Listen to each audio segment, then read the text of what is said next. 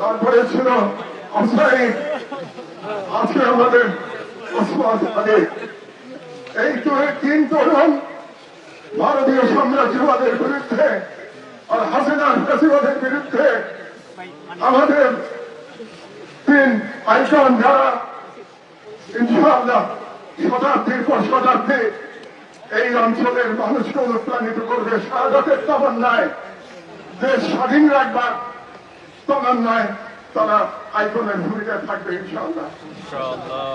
আমরা তার জন্য দোয়া করবো আর দোয়া পরিচালনা করবেন তাদের সবার বড় ভাই জনাব আবু বকর সিদ্দিক সাহেব। আমি তাকে অনুরোধ করছি, তার পুরো পরিবারের জন্য আমরা আছি, আমরা পুরো বাংলাদেশ তার জন্য কাঁদছি। আমি এটা দেখেছি আজকে সারা বাংলাদেশ হাদির জন্য। হাদি তো কোনো বড় রাজনৈতিক দলের নেতা ছিল না, হাদির কোনো অর্থ সম্পদ ছিল না। হাদিকে বাংলাদেশ চিনেছে মহান জুলাই বিপ্লব থেকে।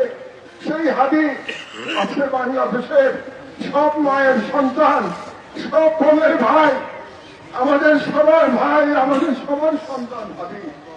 আল্লাহ তার উপর যেন